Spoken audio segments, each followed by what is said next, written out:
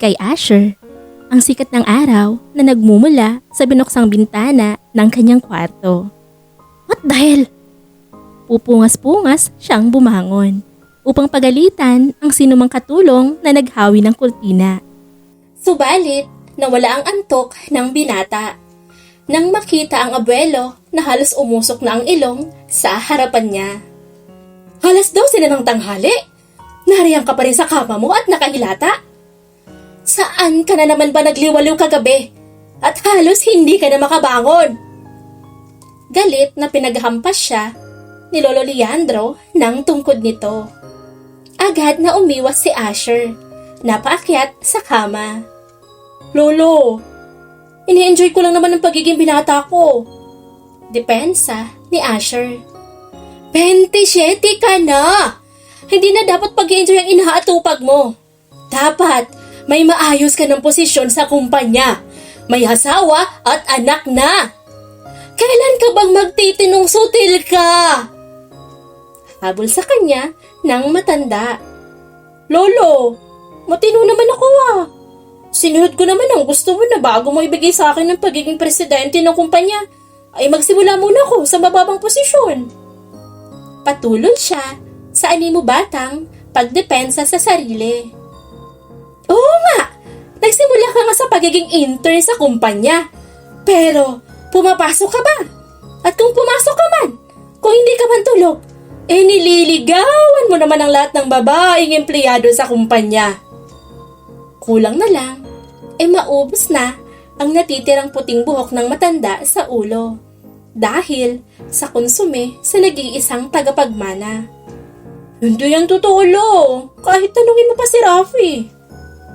Saad ni Asher na lumingon sa patawa-tawang pinsan. Kasama ito ng matandang pumasok ng kwarto niya at si Rafi rin ang naghawi ng mga kurtina. Hindi pinatotohanan ni Rafi ang mga sinabi niya. Kapag hindi ka pa nagtino, kalilimutan kong apo kita, Asher. Ibibigay ko sa iba ang posisyon ng pagiging presidente ng kumpanya. Banta ng matanda sa pamamagitan ng pag-ubo. Lolo, galit lang ho kayo. Kaya nasasabi mo yan. Maupo ka muna rito. Nilapitan ni Asher ang abuelo. Hinimas-himas ang likod nito at pinaupo sa single couch. Sinanyasan niya si Rafi na kumuha ng tubig. Kumalma naman ang matanda. Matapos uminom ay nagsalita ito. Nakapag-desisyon na ako, Asher. Ipapalit ko si Arnold sa iiwanang kong posisyon. Si Arnold ang nagsisilbing personal assistant ni Lolo Leandro. Matagal na itong naninilbihan sa matanda. Halos 2 dekada na. Ano? Lolo! Huwag naman ho kayo magbiro ng kanyan. Nabahalang, sabi ni Asher. Hindi ako nagbibiro, Sutil. Paano mo patatakboy ng kumpanyang pinaghirapan kong itayo? Gayong mismong sarili mo nga hindi mo maayos-ayos? Maligo ka na nga roon at amoy ala ka pa. Tumayo na si Leandro at nagtungo na sa pinto. Sumunod naman rito si Rafi upang alalayan ito. Lolo! Lo! Tawag ni Asher. Tumigil ito sa paghakbang.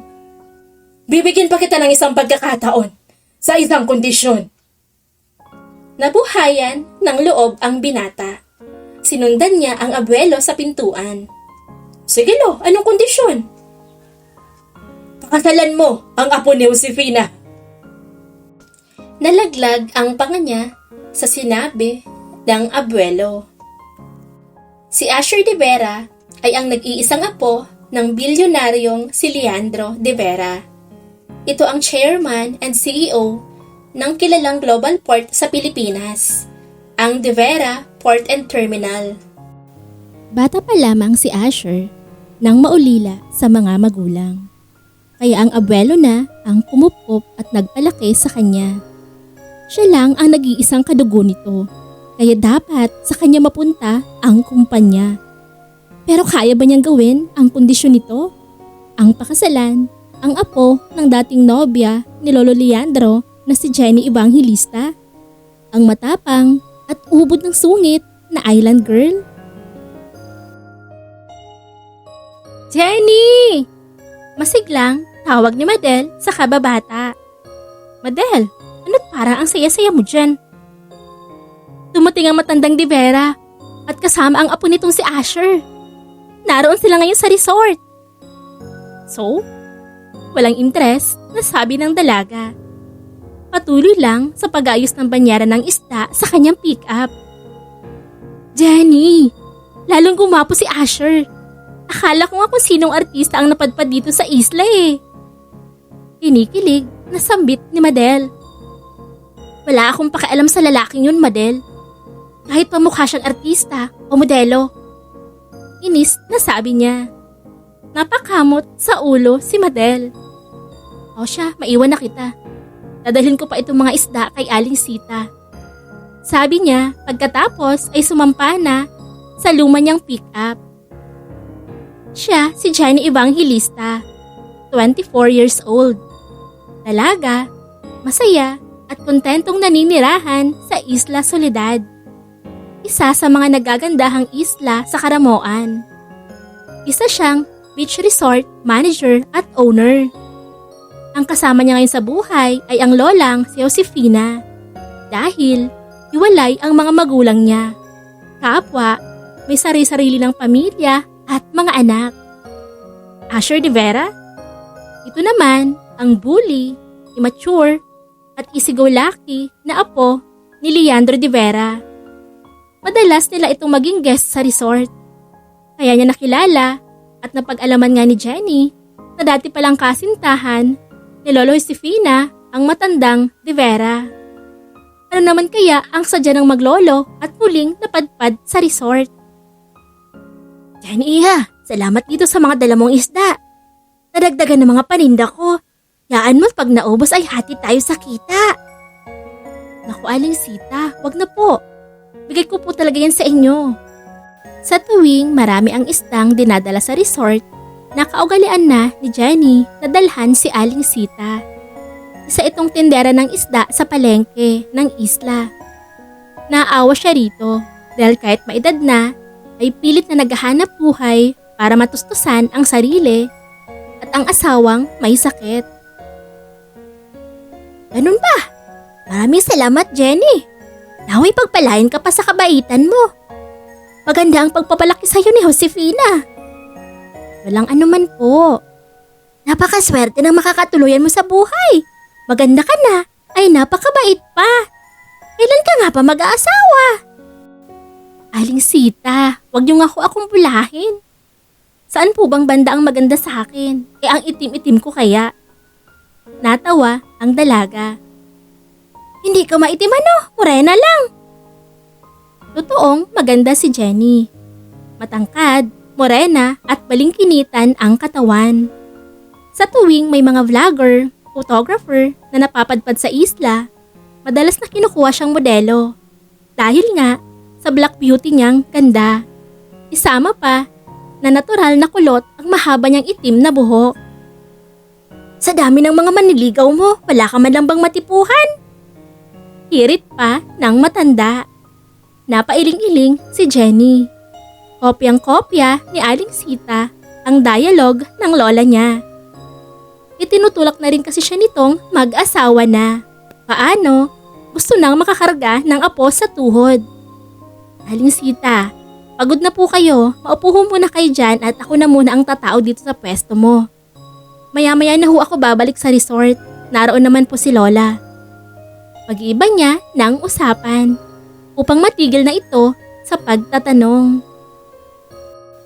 Natigil sa pagtaboy ng mga langaw si Jenny sa ibabaw ng mga isda nang may isang matangkad na lalaking lumitaw sa harapan niya.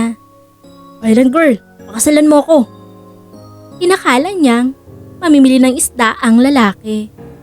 Ngunit ganun na lamang ang pagsalubong ng mga kilay niya nang makilala ito. Asher Di Vera? Ako nga. Ako lang naman nag-iisang pogi na naging guest niyo sa resort. Mayabang, natura nito. Itinaas sa ulo ang suot na dark glasses. Anong ginagawa mo rito? Napasimangot ang dalaga. Aalokin ka ng kasal.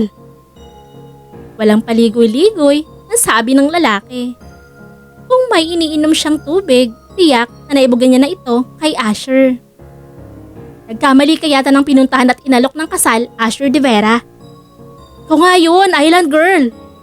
Kahit nga masangsangang amoy sa lugar na to ay sinundan kita. Dahil narito ka raw. Ano, makakasalan mo ba ako o hindi? Sarkastikong napatawa si Jenny. Ibang klase talaga ang lalaking to. Huwag ka na magpakipot. Alam ko namang pangarap mo ang maging asawa ko. Lumakas ang sarkastikong pagtawa ni Jenny. Pagkatapos ay bigla siyang sumeryoso.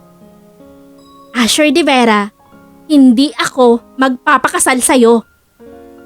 Napalakas ang boses niya. Dahilan upang maagaw nila ang pansin ng mga tao sa palengke. Tila napahiya naman si Asher nang ilibot nito ang paningin. Pagsisisihan mong tinanggihan mo ang proposal ko, Negra. Sabi nito sa kanya. Pagkatapos ay tumalikod na. Abat!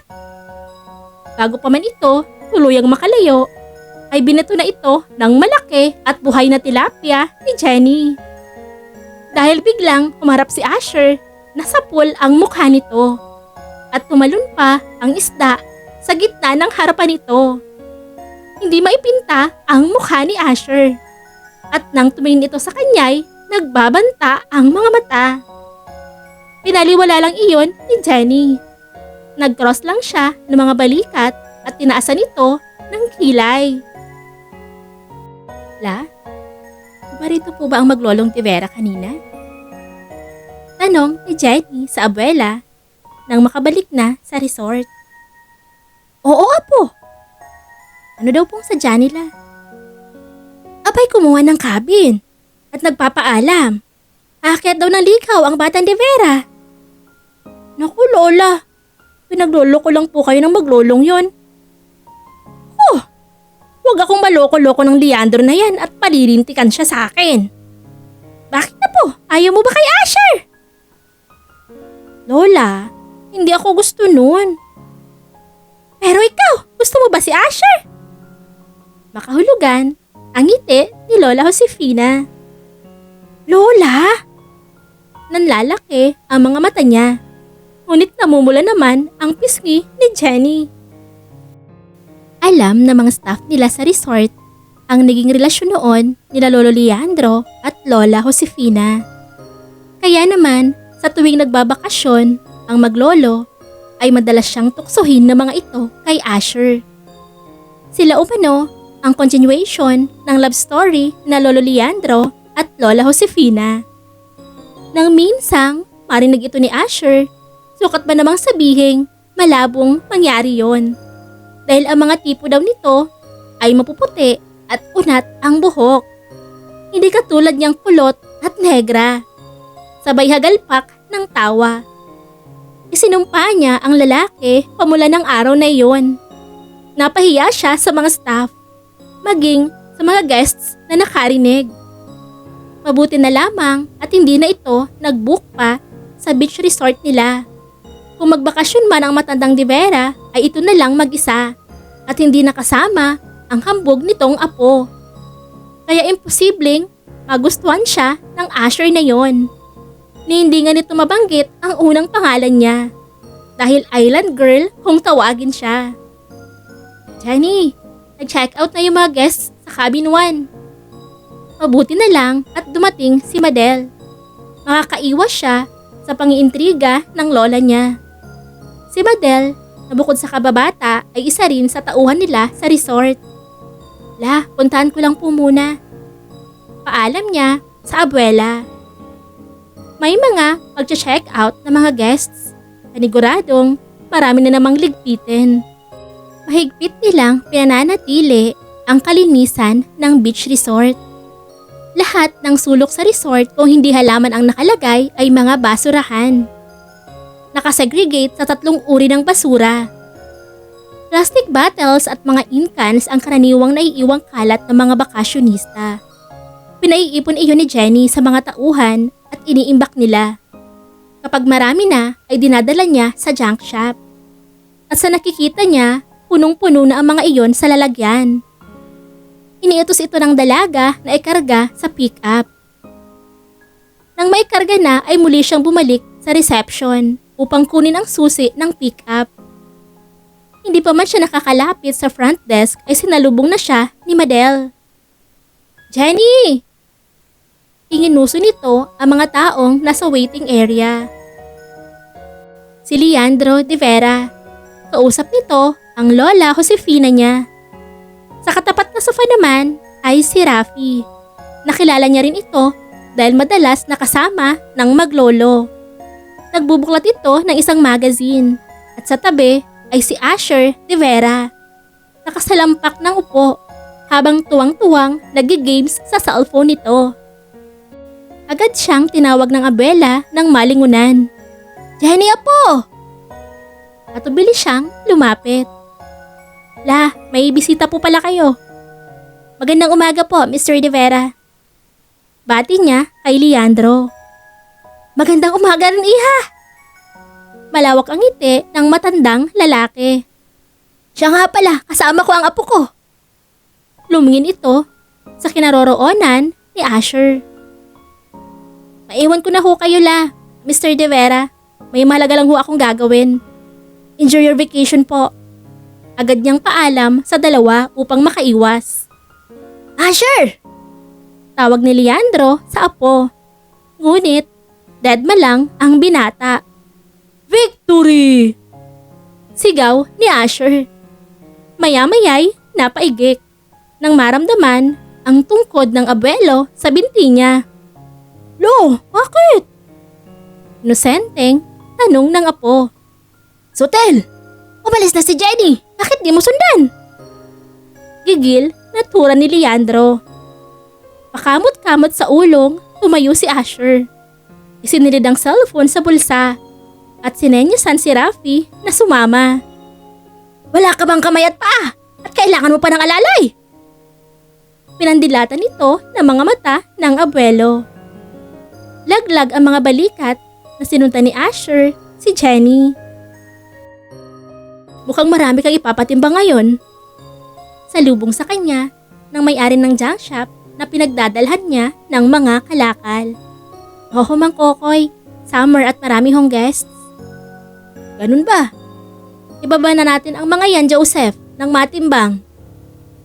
Sabi ni Mang Kokoy. Ang tinutukoy ay ang tauhan nito sa junk shop. Sumunod rin ang dalaga upang tumulong. Inabutan siya ng isang pares ng clubs ni Mang Kokoy. Kabisado na nito ang dalaga. Hindi papayag si Jenny na hindi tumulong sa pagtitimbang ng mga dala nito. Muntik nang mabitawan ni Jenny ang buhat na malaking puting trash bag. Nang pagharap ay mabungaran si Asher de Vera. Highland girl, sa huling pagkakataon, makakasalan mo ba ako o hindi? Maangas na tanong nito. Nanliliit ang mga mata ni Jenny sa kahambugan ng kaharap. Hindi, Asher de Vera. At pwede ba wag mo ako sinusundan? Napahinto sa ginagawa sina Joseph at Mang Kokoy at napatingin sa dalawa. Highland girl, tingnan mo nga yung mga babae sa paligid mo. Halos magkandara pa para makilala lang ako. Tapos ikaw, inaalok ka na ng kasal, nag-iinarte ka pa. Totoo ang sinasabi ni Asher. Kanina pa niya napapansin ang dalawang grupo ng mga sexing babaeng bakasyonista sa di kalayuan. Kaya pala, panay ang tingin ng mga ito sa gawin nila dahil narito ang lalaki. Ang lalaking bagaman immature, bully at mayabang ay totoong gwapo at malakas ang apil. Naipilig ni Jenny ang ulo. Bakit ba niya iniisip yon? Wala akong pakialam, Asher de Vera. Kung gusto mo, sila ang alokin mo ng kasal. Tinabig niya ito upang makadaan siya. Nagtungo si Jenny sa timbangan. Sumunod pa rin ang makulit na lalaki. Matapos timbangin ang laman ng bitbit na trash bag, ay ibinuhos niya ito sa tambakan. Island girl, full package na ako. Wapo, matangkad, mayaman. Well-built ang pangangatawan. Ano pa bang hahanapin mo sa akin? Pag-aangat nito ng sariling bangko. Hindi ka rin naman talaga mahangin, no? Nagsasabi lang ako ng totoo. Kung hindi ko pa alam, attracted ka rin sa akin. Pangungulit ni Asher. Sa inis ni Jenny, ang hawak na malaking trash bag na pinaglagyan ng mga plastic bottles ay ipinagpag niya sa harapan nito. Umatras naman si Asher dahil tumatalsik rito ang maruming tubig na nagmumula roon. Tambak na mga sibak na plastic ang nasa likuran ni Asher. Dahil umiiwas ito sa talsik ng maruming tubig, ay paatras ito ng paatras. Hanggang sa madulas at babagsak sa bundok ng kalakal. Ngunit bago pa man ito tuluyang bumagsak, ay nahila ni Asher ang kamay ni Jenny. Kaya sabay silang bumagsak at natabunan ng mga plastic. Nasa ilalim si Asher, habang si Jenny ay nakadagan rito at kung bakit nagkadikit ang mga labi nila. Ayos lang ba kayo, Jenny? Nang iintrigang tanong ni Mang Kokoy sa halip na mag-alala. Habang hinahawi ang mga plastic na tubamon sa kanila sa tulong ni Joseph. Mabilis na tumayo si Jenny. Ayos lang ho ako, Mang Kokoy. Namumula ang pisnging. Pinunasan niya ang bibig at nagpagpag ng mga braso. Si Asher ay tinulungang makatayo ni Mang Kokoy. Pagkatayo ng binata ay nakangiwing napahawak ito sa bewang at nandidiring inamoy-amoy ang damit. Papatayin mo ba ako, Island Girl? Reklamo nito. Hoy, Asher de Vera, ikaw ang lampa dyan. Pagkatapos idadamay mo pa ako sa pagkalampa mo. Hinila-hila mo pa ako. Pagrarason ng dalaga. Si Mang Kokoy na nasa harapan nila ay palipat-lipat lang ng tingin sa dalawa. Kunwari ka pa. Gusto mo naman para makayakap ka sa akin at mahalikan ako. Nang aasar na litanya ni Asher. Baka gusto mong ilibing na lang kita ng tuluyan dyan sa mga plastic sibak at ipagiling dun sa makina. Nakapamaywang na banta ni Jenny. Agad na nagtago si Asher sa likod ni Mang Kokoy. Island Girl, huwag ka magbiro ng ganyan. Ayaw ko nang matabunan ng mabaho at maduming mga basura na yan. Buti na lang malambot at matamis ang labi mo. Pagkasabi nun, ay patawa-tawang umalis si Asher. Asher de Vera! Nanggigigil, sigaw ni Jenny. Lolo, bakit naman sa dami ng mga babae, si Island Girl pang napili mo para sa akin? Marami naman siyang iba. Pwede namang si Daisy. O si Bernadette.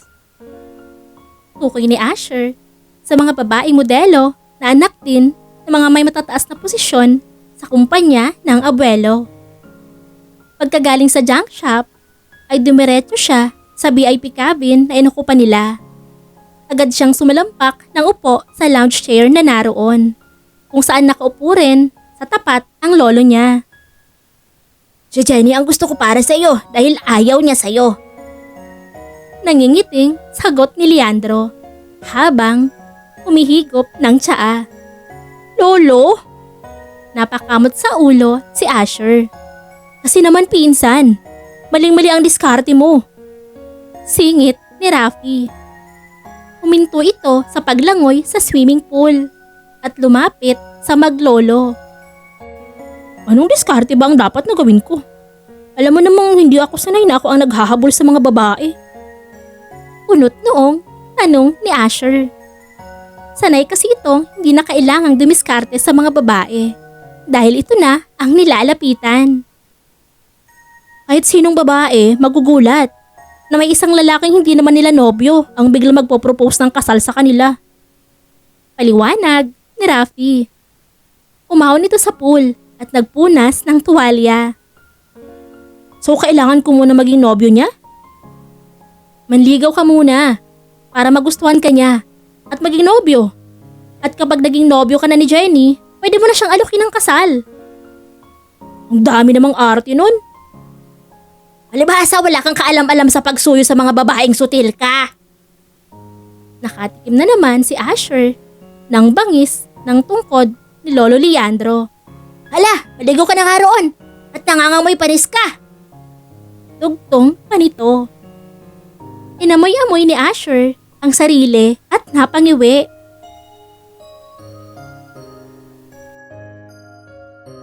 Alas 7 ng gabi. Sa tabing dagat ay naroon si Jenny, kasama sina Lola Josefina at si Madel. Nakaupo sila sa mga foldable chairs. Matapos ang maghapong trabaho sa resort, ay narito sila at nagpapahinga. Ay, ang lamig naman ngayong gabi. Ulalas ni Madel at nayakap ang sarili.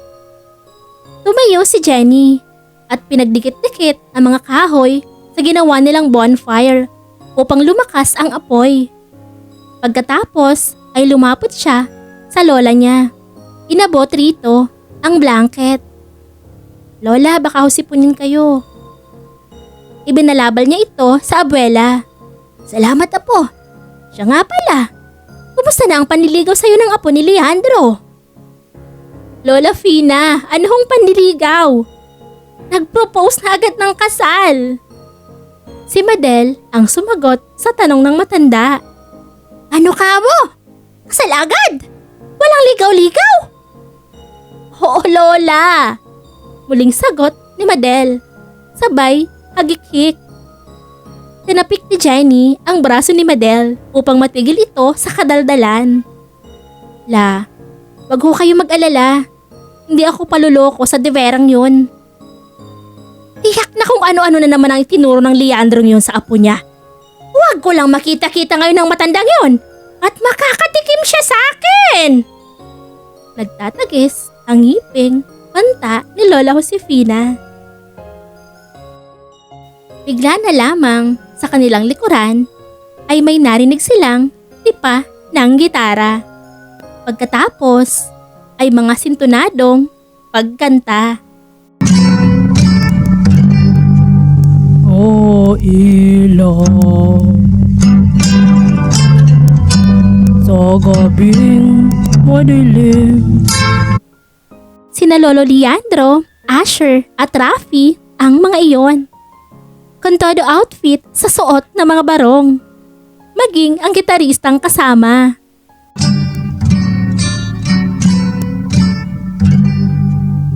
O ilaw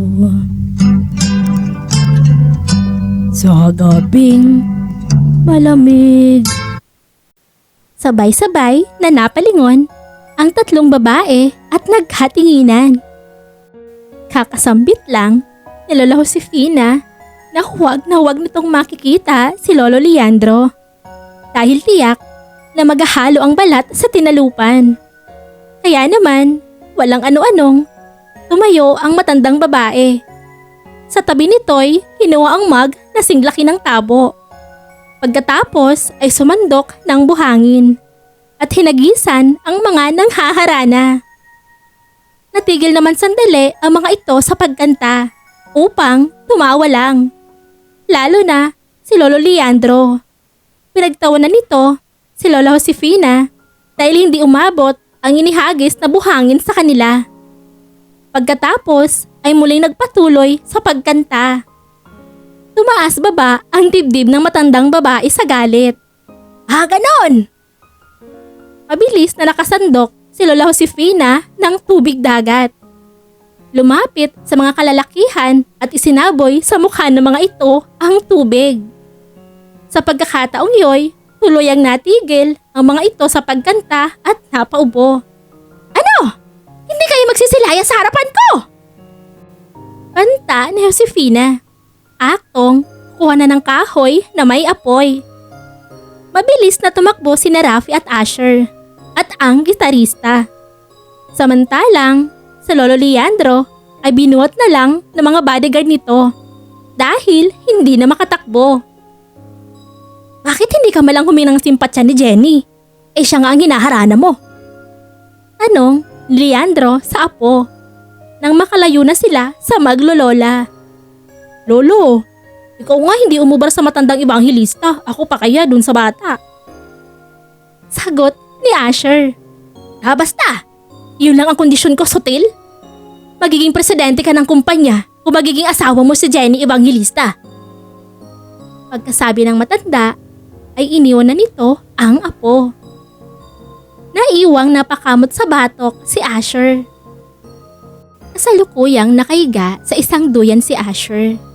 Habang nakasapin ang dalawang braso sa ulo at tinatanaw ang mga sailboat na nagkalat sa dagat. Ganon din ang mga taong masayang nagtatampisaw sa napakalinaw na tubig at mga taong nakahiga sa puti at pinong buhangin habang nagbibilad sa araw.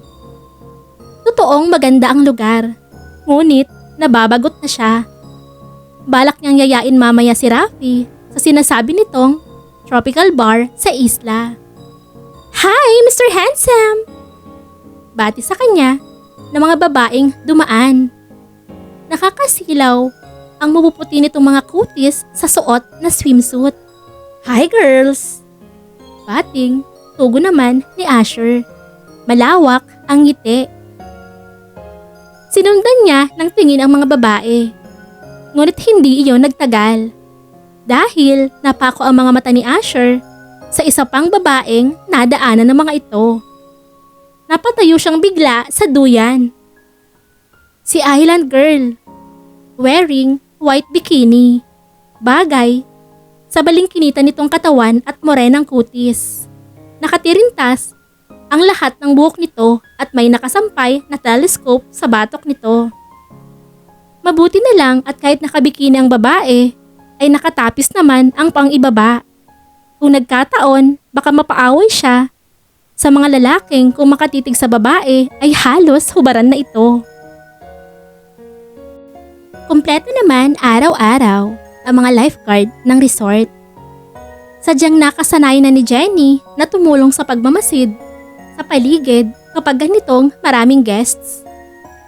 Ilinagay ng dalaga ang binocular telescope sa mga mata dahil may namataan siyang taong napadpad sa warning flag.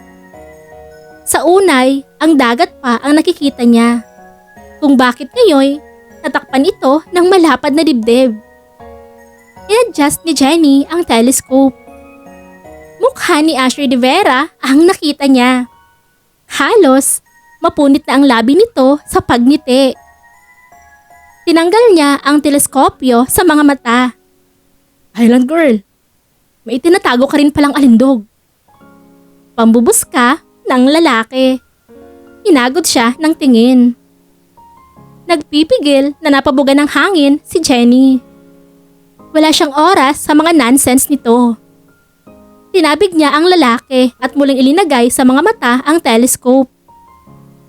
Nalulunod na nga ang taong binabantayan niya kanina. Hindi nag-aksaya ng oras si Jenny. Mabilis siyang nakalapit sa isang lifeguard na nakabantay sa direksyon ng nalulunod upang humingi ng backup. Dala ang floatable device, agad niyang nirescue ang nalulunod. Nasaksihan iyon ng mga naroon at humanga ang mga ito sa dalaga. Isang matandang lalaking foreigner ang nalunod. Walang malay at kailangan ng CPR. Si Jenny ang mismong gumawa nun. Matapos niyang gawin ang chest compression ay akma na niyang gagawin ang mouth-to-mouth resuscitation. Nakahanda na siyang bugahan ng hangin ng nalunod. Biglang may humablot sa kanya patayo. Ako na. Presinta ni Asher. Asher de Vera, emergency to. Alam ko.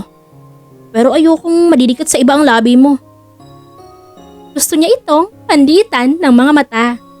Subalit, kindat lang ang itinugon sa kanya ng binata. Mukha lang lolo-koloko si Asher. Pero marunong naman palang mag-CPR. Nang makarecover na ang lalaking nalunod, ay iniutos ni Jenny na dalhin pa rin ito sa klinik ng resort. Jenny, good job sa pagligtas mo dun sa foreigner.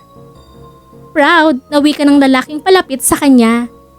Kasabay nitong maglakad si Madel. Jenny, may isa na naman tayong gwapong guest. Dinikitan siya ni Madel at binulungan. Siniko niya ang kababata. Architect Isidro. Si Architect Jay Isidro ay isa rin sa madalas nilang guests sa resort at nanliligaw sa kanya. Jenny, just call me Jay. Masyado namang formal ang tawag mo sa akin. Jay, kumusta? Napabalik ka sa resort? Of course! Dahil nandito ang pinakamagandang babaeng nakita ko sa buong buhay ko. Hirit ng arkitekto. Malagkit ang tingin sa dalaga. Napailing si Jenny.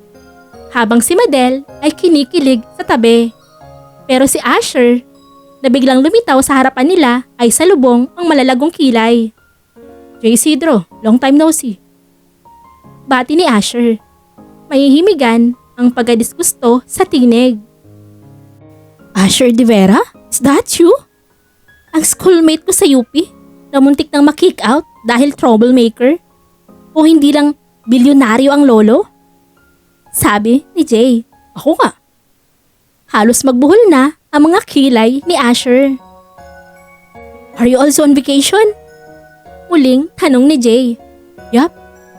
At bumisita na rin sa fiancé ko. Hinapit ni Asher ang bewang niya. Fiancé? Jenny, is it true? Ulat na tanong ng arkitekto. Tinanggal ni Jenny ang kamay ni Asher sa bewang niya. Mr. De Vera, wala akong natatanda ang fiancé kita. Tinaasan niya ito ng mga kilay. Balik na sa trabaho, Madel. Enjoy your vacation, Jay. Saad ng dalaga. Pagkatapos ay tinalukuran na ang tatlo. Happy birthday, Architect Jay! Salamat sa treat! Masayang bati ni Madel at ng dalawang babaeng tauhan ng resort na isinama nila. Kasalukuyan silang naroon sa dinarayong tropical bar ng isla. Niyaya sila ng binata dahil kaarawan umano nito. Hindi nakatanggi si Jenny dahil sa pangudyok ni Madel at ng lola Josefina niya. Bukod doon, ayon kay Jay, may mga suggestions itong designs para sa plano niyang pagpapatayo ng mga bagong cabin. Thank you. Pagpapasalamat ng lalaki. Enjoy the night, girls. Order lang kayo ng gusto niyong inumin, akong bahala. Sure, Architect! Ulalas ng tatlong babae. Jenny, ikaw. Baling sa kanya ni Jay. Ayos na sa akin to, Jay. Salamat.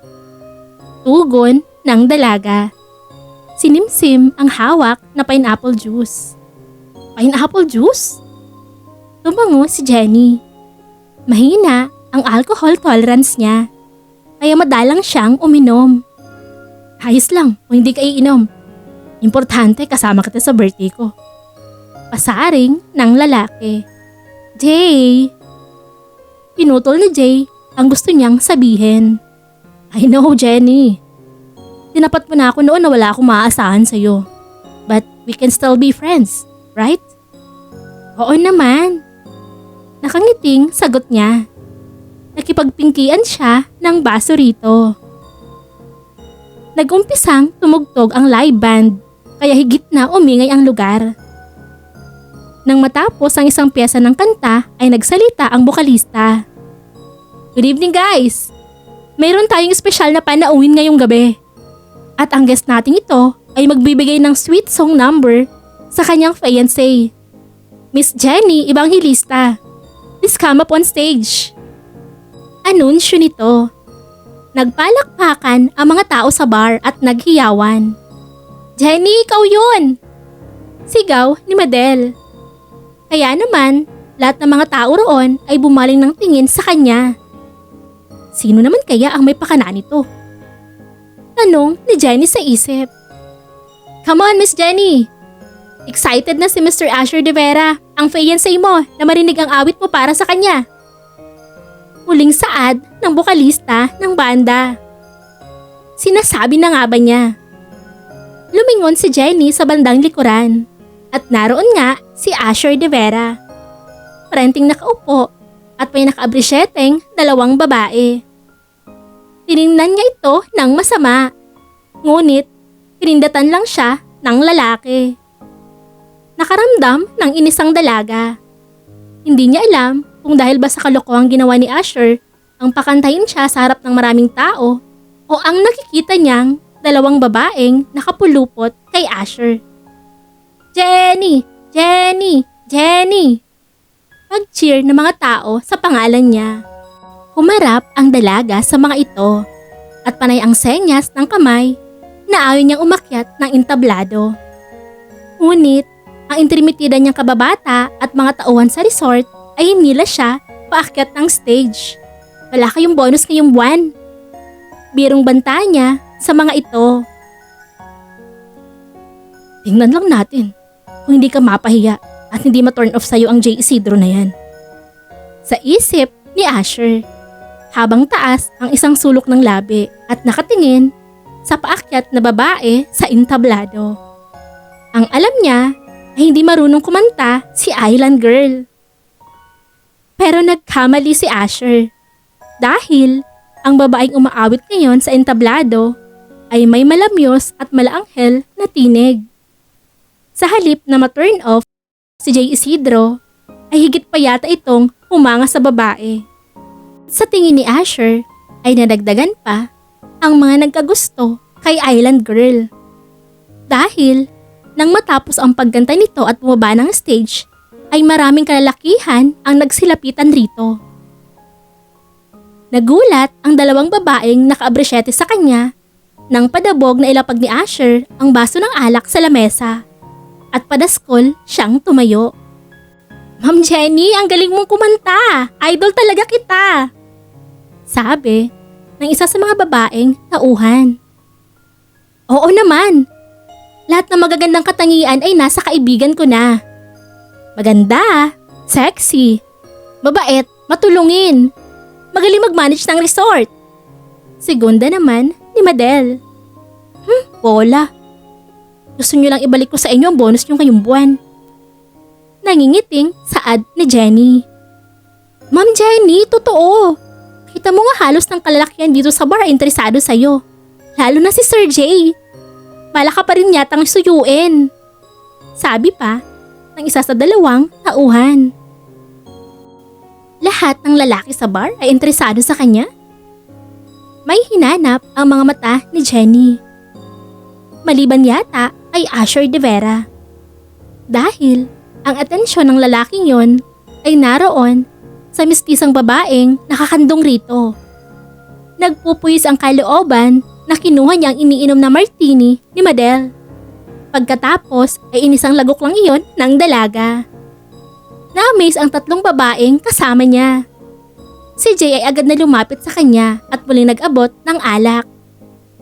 Tinanggap iyon ni Jenny at nasundan pa. Hanggang sa uminit ang pakiramdam niya at namumula na siya. Jenny, awat na! Saway ni Madel. Nang makitang kukuha pa siya ng isang baso ng martini. Ayos lang ako, Madel. Aniya, kahit ang totoo'y di na maganda ang pakiramdam niya. Oops, ingat Jen. Nasalo siya ni Jay nang muntik na siyang matumba. Nakayapos ang kamay nito sa bewang niya habang napahawak naman siya sa braso nito. Take your hands off! Madilim ang anyo na wika ni Asher. Biglang sulpot nito sa harapan nila. Itunulak nito si Jay at inagaw siya mula rito. Ako na ang mag-uuwi sa kanya. Matigas na saad ni Asher. Kinaladkad siya nito palabas ng bar. Asher de Vera, bitawan mo nga ako! Nagpupimiglas na sabi ng dalaga habang pilit na inaaninag nang naniningkit na mga mata ang mukha ni Asher. Binitawan nga siya ng lalaki. Pero dahil susuray-suray na, ay muntik na naman siyang matumba. Dinaluhan siyang muli ni Asher. Mabilis ka palang malasing kung bakit may painom-inom ka pa.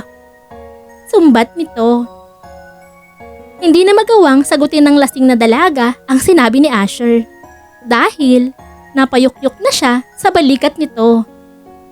Napapailing nang pinangku siya ng binata at dahan-dahang ipinasok sa sasakyan nito. Island girl, ano ba?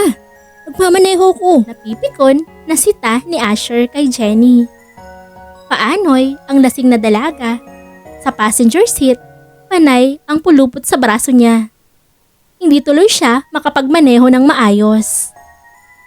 Pumalas naman ang dalaga upang tanggalin lang pala ang seatbelt nito. Pagkatapos ay sumalampak ng upo sa carpet ng sasakyan nang nakaharap sa kanya.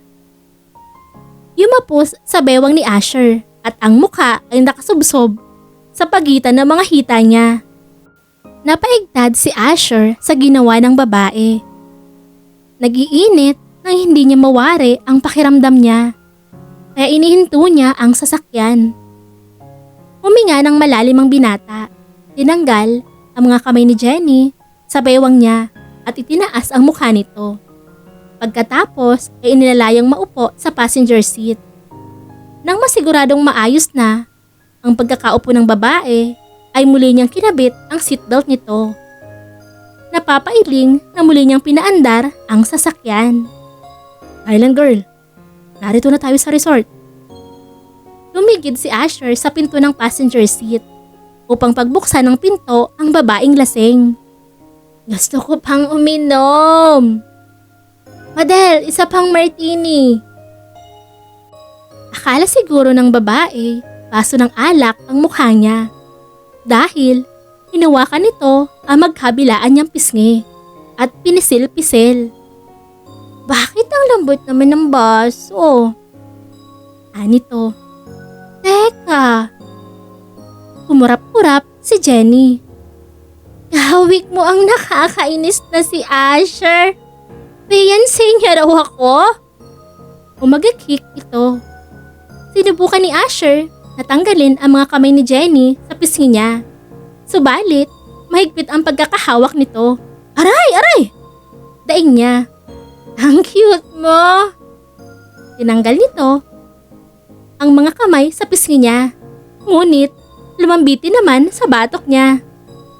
Inakala ni Asher na halikan siya ng babae. Island girl, hindi ako nagtitake advantage ng babaeng lasing. Iniiwas niya ang mukha.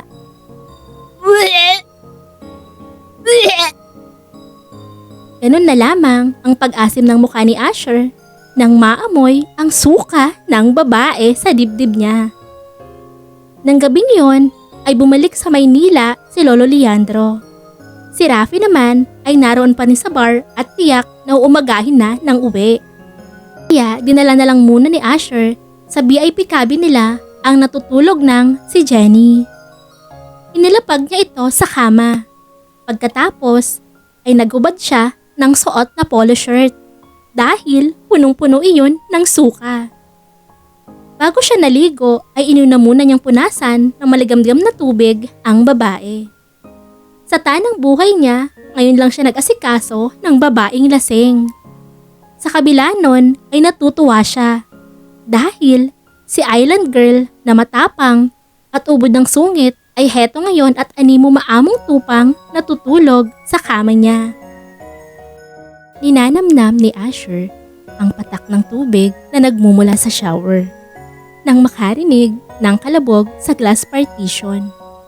Si Island Girl, nakasubsob ang pisngi nito sa pinto ng glass partition. Mabilis niyang kinuha ang tuwalya at itinapi.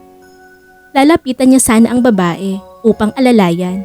Subalit, pasuray-suray na itong humakbang palapit sa toilet bowl.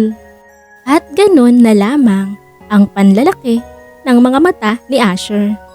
Nang walang ano-ano'y iangat nito ang laylayan ng suot na Hawaiian dress at ibaba ang suot nitong puting panty. Ayan na nga, kitang-kita niya ang matambok na kabibi nito. Umupo sa toilet bowl ang babae upang umihi. Tumalikod si Asher. Ngunit pakiramdam niya'y natuyuan na siya ng laway sa sunod-sunod na paglunok. Heto na naman ang nag-iinit niyang pakiramdam na hindi niya mawari. Sa 10 minuto na ang lumipas ay hindi pa rin tumatayo si Jenny. Nang lingunin ng binata ay nakatulog na ito. Huminga siya ng malalim bago lumabas ng partition. Balak niyang tawagan na lamang ang lola nito o kaya ay si Madel upang asikasuhin ang dalaga. Baka hindi siya makapagpigil at makalimutan ang prinsipyo. Sinusubukan ng tawagan ni Asher ang numero ni Madel nang mapaigtad. Dahil naramdaman niya ang mga braso ni Jenny sa baywang niya. Ang sarap talagang yakapin ng unan ko. Tinanggal niya ang mga kamay nito at hinarap ang babae. Island girl, tinan mo nga ako mabuti. Nakikilala mo ba ako? Nauubos ang pasensya na tanong niya sa babae. Namumungay ang mga matang tumango-tango naman ito. Pero lumambitin lang sa batok niya at inamoy-amoy ang leeg niya. Ang bango-bango naman ng unan ko. Tuluyan nang hindi nakapagpigil si Asher. Ibinaba niya ang mukha at kinabig ang batok ng dalaga. Pagkatapos ay siniil niya ito ng halik sa labi. Dahil walang pagtutol mula rito, kaya naging mapusok at malalim ang mga halik niya. Nang gabing iyon, ay may namagitan sa kanilang dalawa. Napabalikwas ng bangon sina Jenny at Asher sa malakas na boses na nagmula sa nakabukas na pintuan ng kwarto. Jenny, apo! Sigaw ni Lola Josefina. Nanlalaki ang mga mata nito. Hindi makapaniwala sa nadatnang eksena. Kasama nitong nakasungaw sa pinto sina Madel, Rafi at Lolo Leandro. Sina Madel at Rafi ay napanganga. Habang ang matandang Di Vera ay kay lawak ng ngiti. Tila, proud pa ito sa naabutang tagpo. Lola, nakayukong sabi ni Jenny. Ibinalot sa katawan ang puting kumot. Bakit apo? Palipat-lipat ang tingin ni Josefina sa dalawa. Pagkuwan ay napabuntong hininga. O siya, magbihis muna kayo at mag-uusap tayo sa salas. Seryoso ang tinig ng matandang ebanghilista. Pagkaalis ng apat ay agad na hinarap ni Jenny si Asher. Si Asher na tila babalik pa yata sa pagtulog. Sinamantala mo ang pagiging lasing ko. Pinaghampas niya ito ng unan. Hoy Island girl, tinukso mo ko. Umiilag naman ito sa mga hampas niya. Kahit na, hindi ko alam ang ginagawa ko. Alam mong lasing ako. Nangyari na ang nangyari. Nag-enjoy naman tayong dalawa. At pananagutan naman kita. Muling depensa nito. Kahit hindi na. Bumaba siya ng kama at paika-ikang pinulot ang mga saplot na nagkalat sa sahig. Nagpadali siyang nagbihis kahit ramdam ang pananakit ng balakang. At sino ba naman ang hindi sasakit ang balakang? Sa laki ng kargada ni Asher. Si Asher, nakalmado lang nakahiga pa rin sa kama.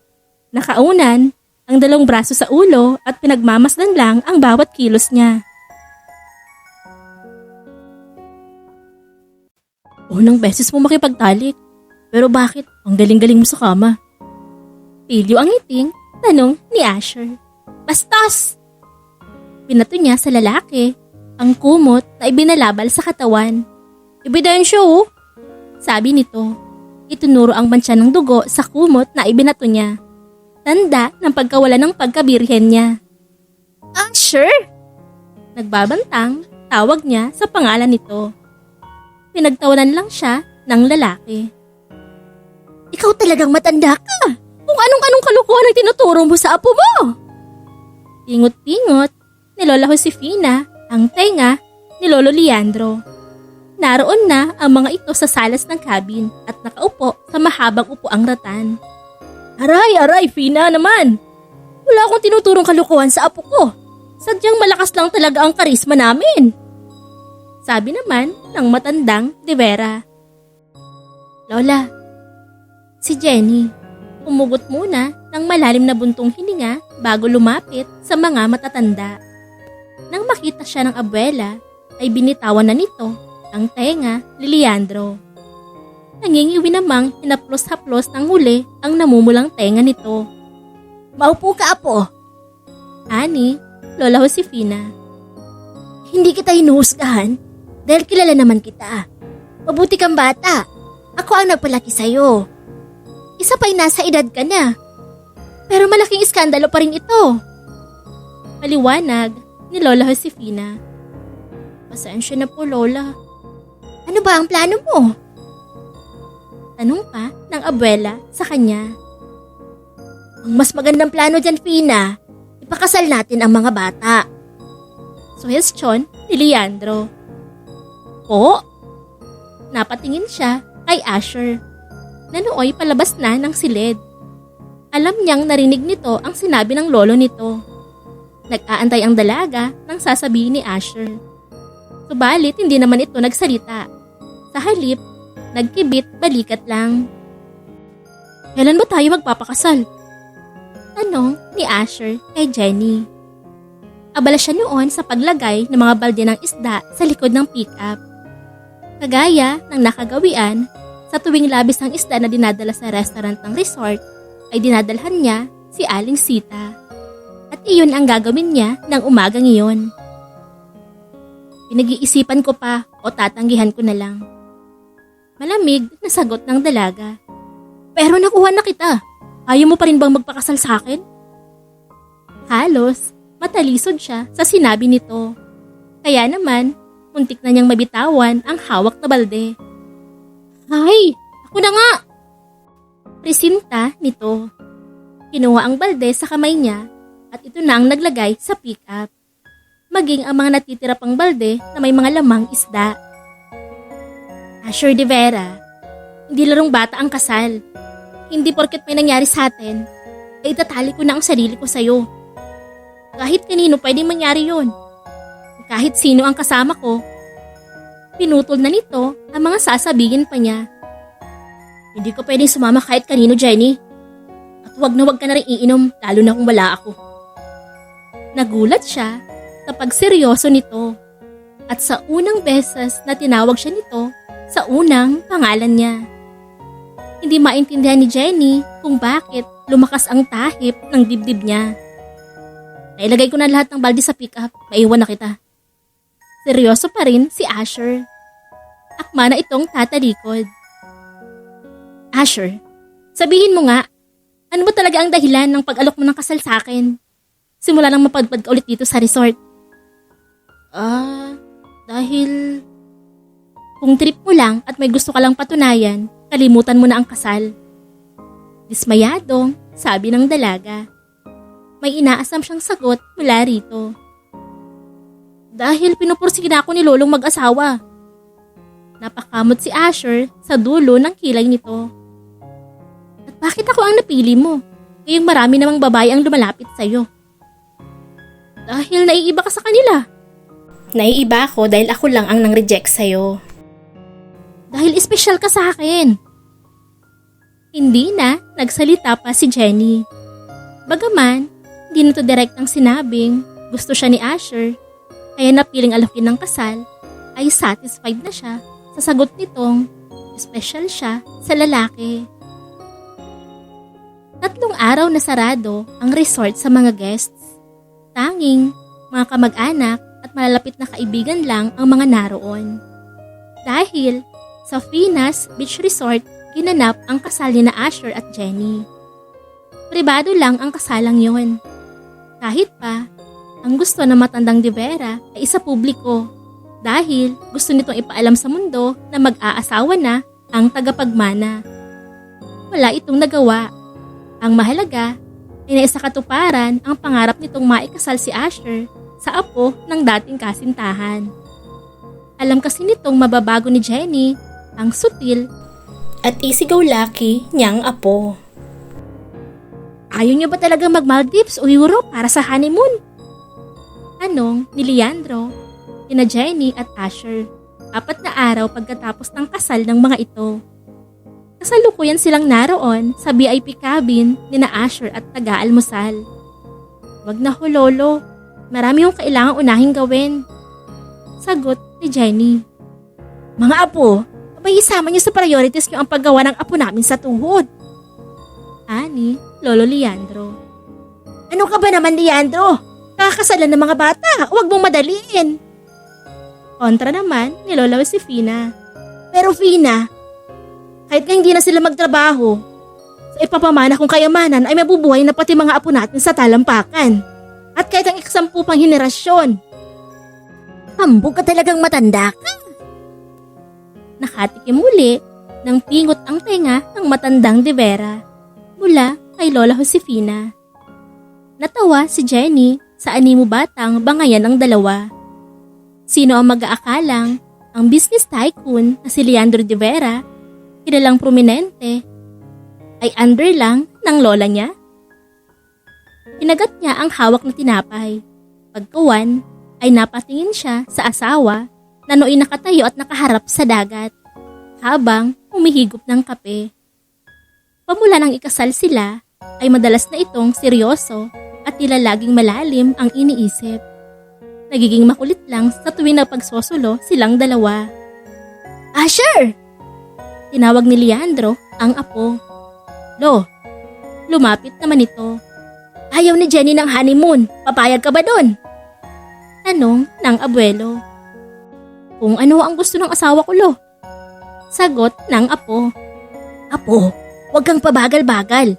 Bago matapos ang taong ito, kailangang mabuntis na si Jenny. Palihim na bulong ni Leandro sa apo. Napakamot sa ulo si Asher. Rafi! Tawag naman ni Leandro sa isa pang apo sa pinsan. Lo! Ani Rafi mula kung saan. Kaya mo na sa bagong mag-asawa ang regalo ko sa kanila. Masusunod po, Lolo! Ani Rafi. Niyaya nito sina Asher at Jenny sa loob ng cabin. Rafi, ano to? Magkapanabay na tanong ng mag-asawa. Itinaas ang magkabila ang kamay na may posas. Pasensya ng mga pinsan, napag-utusan lang. Tatawa-tawang sagot ni Rafi. Bit-bit ang mga cellphone nila ay lumabas na ito. Bago tuluyang makalayo si Rafi, ay narinig pa nila ang paglak ng main door ng cabin. Rafi! Sigaw ni Jenny.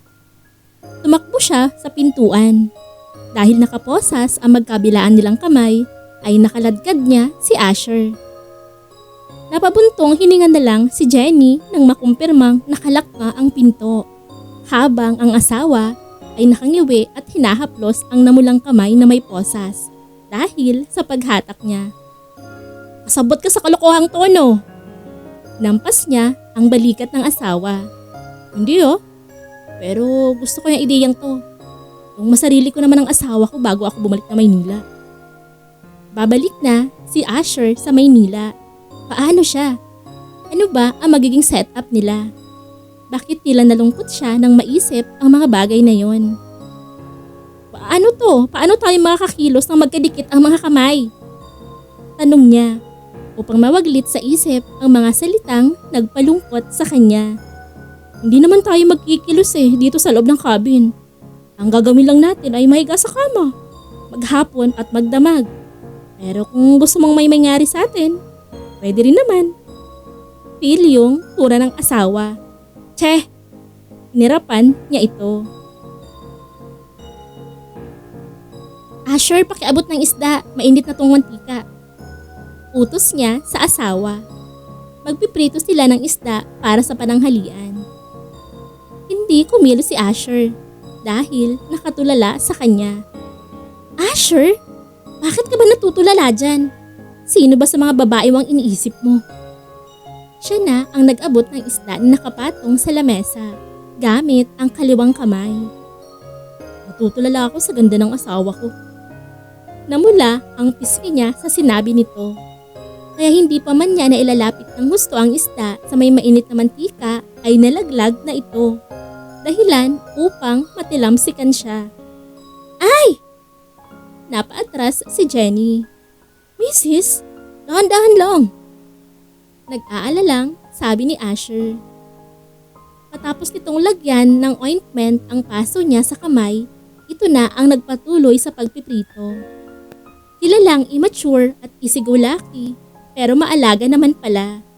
Dahil nang kumain na sila, pinaghimay at panakanakang sinusubuan siya ng asawa. At ng oras na ng paghugas ng mga plato ay ito na rin ang gumawa.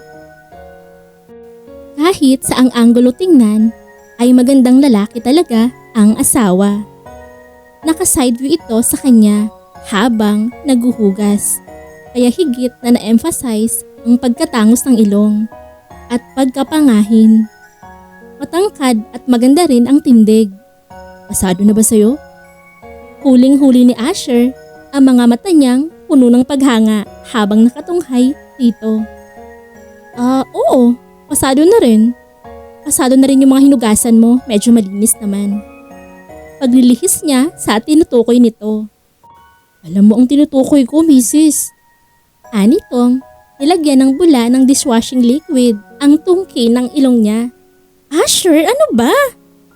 Pinunasan niya ng kaliwang kamay ang ilong. Ngunit, muli iyong nilagyan ng bula ng lalaki. Hindi ka ba titigil? Naiinis na sabi niya. Hindi. Hanggat hindi mo inaaming, nagagwapuhan ka sa akin. Pangungulit pa rin nito. Maging ang pisngi niya ay pinuno na ng bula.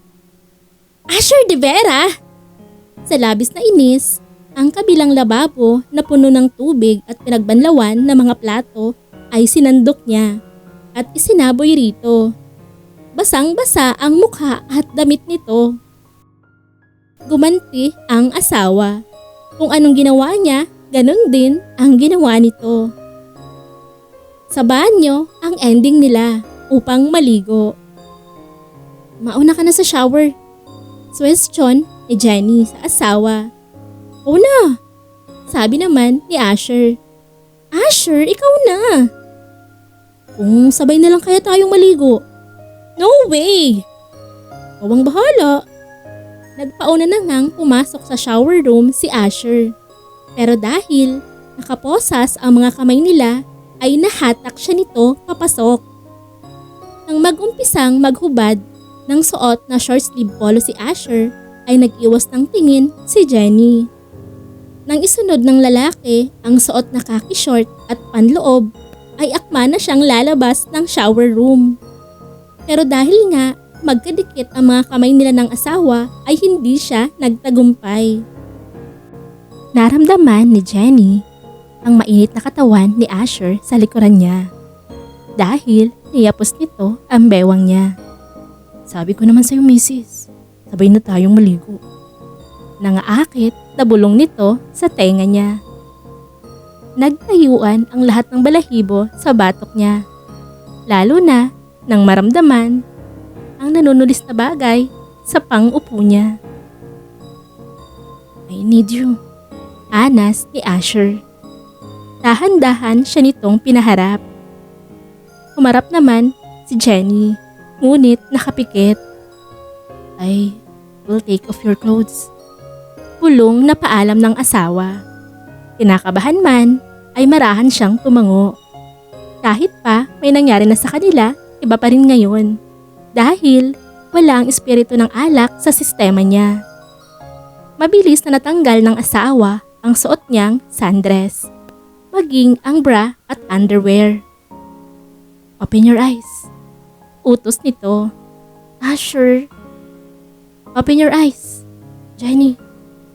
Bulong nito sa tenga niya. Madalang kung tawagin siya ng asawa sa unang pangalan. At sa tuwing binibigkas iyon ni Asher ay may kung anong haplos sa puso niya. Lumunok muna siya bago dahan-dahang nagmulat ng mga mata.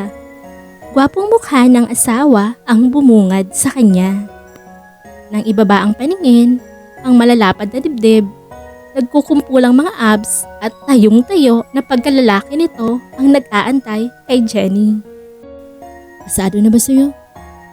Nakangiti siyang tumangutango. Hinigpitan ni Asher ang pagyapos sa baywang niya. Palapit sa nag-aapoy nitong katawan. Pagkatapos ay sinakop ang mga labi niya. Nangunyapit naman siya sa batok nito at buong pusong tinugon ang nag-aalab na manghalik ng asawa. Mahal niya si Asher Iyon ang isinisigaw ng puso niya. Wala pa nung unang beses na mag-book ito sa resort. Pero dahil hindi maganda ang impresyon niya rito, kaya itinatanggi niya. Patuloy ang mainit nilang halikan sa ilalim ng lagaslas ng tubig na nagmumula sa dutya, habang magkasalikop ang mga kamay nilang may posas. Hindi mabilang ni Jenny kung ilang beses ba siyang inangkin ng asawa ng gabing yon. Ang alam niya'y masayang masaya ang puso niya. Nakabukas na ang main door ng cabin nang magising sila kinabukasan. At ang susi ng posas ay naroon na rin sa center table sa sala. Bakit binuksan na nila kaagad? Gusto ko pang magkulong sa cabin nang nakaposas sa'yo. Birong hirit ni Asher. Loko, marami pa tayong gagawin. Mrs., huwag kang magpapakapagod. Marami naman ang tauhan nyo dito sa resort.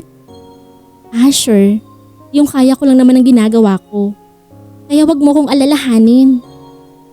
Napipilitang tumango-tango ang asawa. Kapwa nakangiti at magkahawak kamay na lumabas na sila ng cabin. Nanunukso ang mga ngiti na Lola Josefina at Madel maging si Rafi nang maabutan nila sa labas. Habang si Lolo Leandro naman ay agad na pinalapit ang apo. Good job, apo! Good job! Mahina, pulong ng matandang De Vera kay Asher. Panay pa ang approve nito dahil sa matagumpay na plano. Nangingiting napakamot sa batok si Asher. Matuling lumipas ang mga araw. Pakiramdam ni Jenny ay higit na naging paraiso sa kanya ang isla. Dahil kasama ang pinakamamahal na asawa.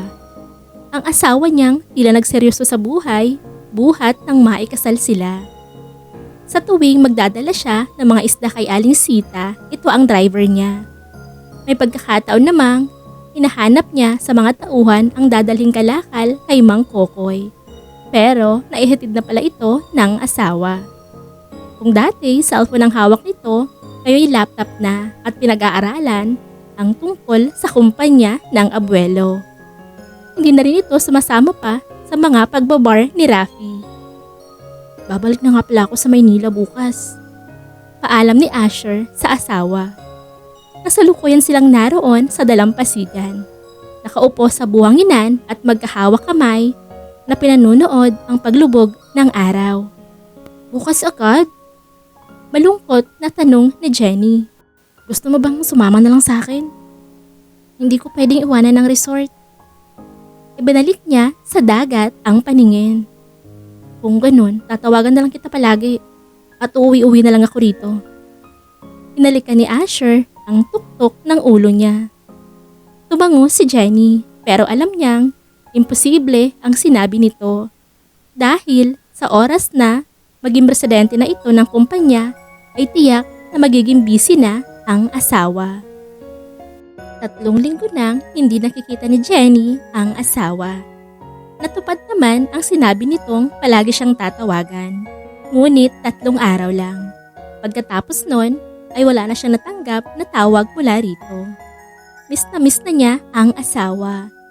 Nang tanungin niya si Lolo Leandro nang minsang dumaan ito sa resort, anitoy, subsub sa trabaho sa kumpanya si Asher. At halos doon na ito natutulog.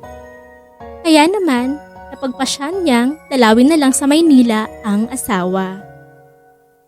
Halos malula si Jenny nang makarating sa napakataas na building na pag-aari ng mga De Vera. Pero nang maisip na makikita niya si Asher, ay agad siyang pumasok. Bago dumiretso sa reception area, ay sinipat niya muna ang sarili. Isang tailored palda short na kulay krema ang suot niya. Kapares ang itim na tank top at puting sneakers. May dala rin siyang itim na backpack. At ang kulot niyang buhok ay nakaisahang tirintas. Tingin naman ni Jenny ay maayos na ang itsura niya. Ay lumapit na siya sa receptionist. Hi, bati niya. Hello ma'am, how may I help you? I'm looking for Mr. Asher De Vera. Nakangiting, sabi niya. Ang presidente po ba ang sadya niyo? Pinasadahan siya ng tingin ng receptionist. Tumango si Jenny bilang pagkumpirma. May appointment po ba kayo? Taas ang kilay na sabi ng babae. Umiling-iling si Jenny. Pasensya na po ma'am. Kung wala po kayong appointment, hindi ko po kayo mapapatuloy sa opisina ni Mr. De Vera. Ani ng receptionist. Ilan na nga ba ang mga babaeng nagpunta sa building dahil gustong mapalapit sa bagong presidente ng kumpanya. Hindi na nito mabilang, kaya ganun na lamang ang reaksyon ng babaeng tagatanggap. I understand. Mapagkumbabang sabi ni Jenny. Kinuha na lamang niya ang cellphone at idinayal ang telepono ng asawa. Kas Jenny? Mula sa likod ay may tumapik sa balikat niya. Si Rafi, ang pinsan ni Asher. Ikaw nga! Hulalas nito nang humarap siya. Raf! Nasambit niya. Bakit hindi ka pa umakyat sa taas? Tanong ni Rafi. Napatingin siya sa receptionist.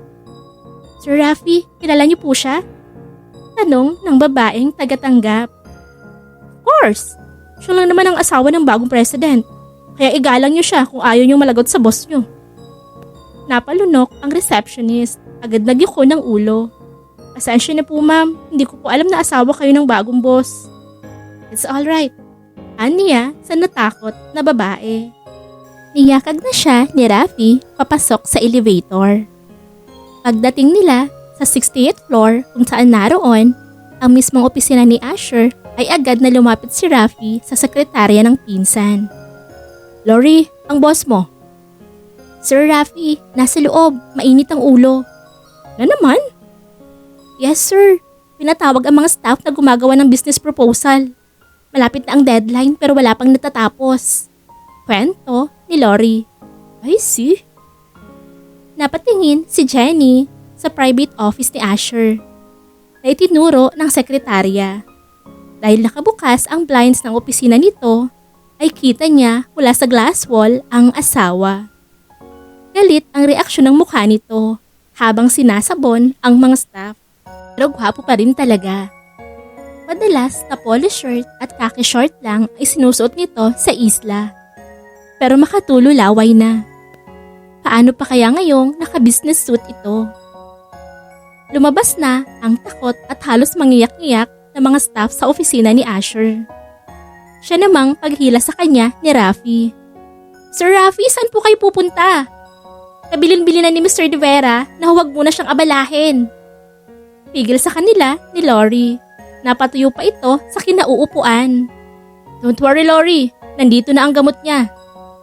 Makahulugang sabi ni Rafi. Ha? Nagtatakang tanong ng sekretarya. Nandito na ang asawa niya. Ang sagot sa init ng ulo niya. Napanganga si Lori. Kas Jenny, alam mo na ang gagawin kay Asher. Hanggang dito na lang ako sa labas ng pinto. Bilin ni Rafi.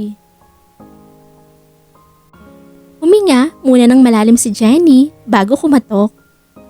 Magkahalong kaba at excitement ang nararamdaman niya sa muli nilang pagkikita ng asawa. Come in. Galit ang tinig ng boss sa loob. Binuksan ni Jenny ang pinto. Lori, what did I tell you? Inakala nito ang sekretarya ang kumatok. Nakayoko ito at may pinipirmahang papeles. Kaya hindi pa siya napansin. Diba sinabi ko ng natigil ang gusto nitong sabihin nang mag-angat ng mukha. Wife? Nagliwanag ang mukha ng asawa nang makita siya. Hi! Bati niya. Alanganing umiti. Anong ginagawa mo rito? Napatayo ito sa kinauupuang executive chair. Dinadalaw ka. Hindi ka na nagparamdam sa akin. Akala ko tinakasan mo na ako. Dinaan niya sa biro ang pagtahip ng dibdib. Hindi nagsalita ang asawa. Tahimik lang na nakatitig sa kanya. O kaya naman baka may bago ka ng babae rito at ihiwalayan mo na ako. Dagdag biro niya.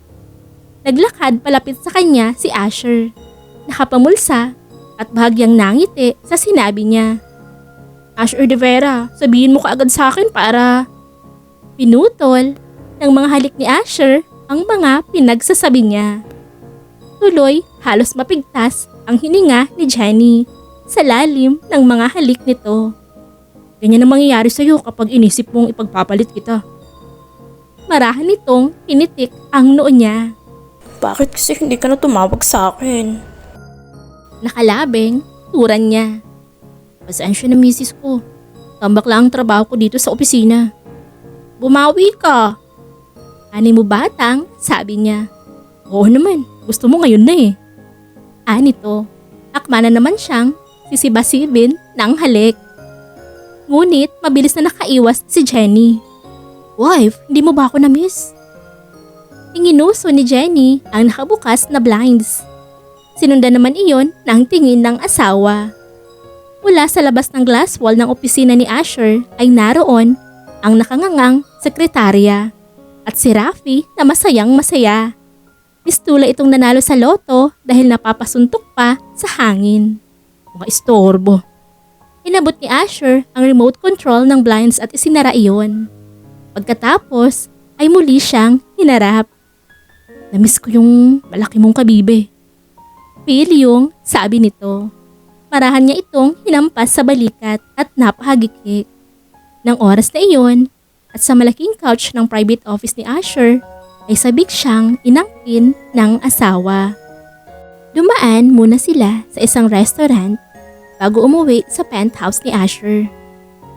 Habang nandito ako sa Maynila, pagluluto kita araw-araw para naman lutong bahay ang makain mo. Napansin ni Jenny na humumpak ang pisngi ng asawa. Dahil busy ito sa opisina, tiyak na puro pagkain sa labas ang madalas na kinakain nito. Gusto ko yan, wife. Pero babalik ka ba agad sa isla? Lumungkot ang mga mata ni Asher. Depende. Mrs. Okay, sige. Dito na lang muna ako. Kung babalik man ako sa isla, 1 o 2 araw lang. Pagkatapos, luluwas na lang uli ako. Nakangiting, sabi niya. Nakahinga ng maluwag si Asher. Bukas bibilhan kita ng bagong sasakyan. Pakarag-karag na yung pick-up mo. Baka masiraan ka sa daan. Asher, wag na. Matagal ko na ginagamit yun kaya matibay yun. Pero misis, giit ng asawa. Asher, kung gusto kong bumili ng sasakyan, matagal na dahil may savings naman ako. Wife, nag-aalala lang ako sa safety mo. Tinaasan niya ito ng mga kilay. Alright, hindi na. Pero sa tuwing uuwi ka ng Karamoan, ipapahatid na lang kita o kaya mag-private plane ka na lang. Napilitan na lang siyang tumango para matigil na ang diskusyon nila. Tutal, para naman sa kanya ang sinasabi ng asawa. Patapos na silang kumain nang mag-excuse si Jenny. Gagamit lang ako ng restroom. Paalam niya. Sinipat ni Asher ang wristwatch nito. Bilisan mo lang, wife ah. Excited na akong may uwi ka sa bahay. Makahulugan ang ngiti ni Asher. Pabalik na si Jenny sa mesa nila ng asawa nang makasalubong si Architect J. Isidro. Papunta naman ito sa men's restroom. Jenny? Architect J! Glad to see you here. Kailan ka lumuwas? Kanina lang. Kumusta na? Right after nung birthday ko, bumalik agad ako ng Maynila because of work. Hindi na ako nakapagpaalam. Ayos lang. By the way, who's with you? She is with her husband. Biglang sulpot ng asawa sa tabi niya. Hinapit ang bewang niya at malamig na tinugon ang tanong ni Jay. Asher de Vera? Kulat na tanong ni Jay. Jenny? Pumaling ito sa kanya, nagtatanong ang mga mata. Itinaas niya ang kanang kamay upang ipakita ang suot na wedding ring. Tsaka tumango. Totoo pala. Dismayado, nasambit ni Jay. Ngayong nakumpirma mo na, Architect J. Isidro, stay away from my wife or else your firm will go bankrupt. Matigas na banta ni Asher. Tinanggal nito ang kamay sa bewang niya at nagpauna ng humakbang. Let's go. Iyakag nito. napalunok ang arkitekto sa sinabi ni Asher. Sa impluwensya ng mga De Vera, hindi malayong mangyari ang banta nito. Lalo na't si Asher ngayon ang tumatayong presidente ng pinakamalaking port and terminal sa bansa. Jenny, check your email. Nag-send ako ng mga modern cabin design. Pahabol ni Jay. Sure, thank you. Sagot niyang nakangiti kay Jay. Gusto niyang iparating dito na huwag seryosohin ang banta ng asawa tungkol sa firm nito. Tumango si Jay, laglag ang mga balikat. Jenny! Tawag sa kanya ng asawa. Galit na ang tinig nito. Ang tamis ng ngiti mo ah. Sarkastikong puna sa kanya ni Asher. Paalis na sila noon sa restaurant at nakasakay na sa pick-up niya. Ang asawa ang nagmamaneho habang siya ay nasa passenger seat. Siyempre, kasama ko ang pinakagwapo kong asawa.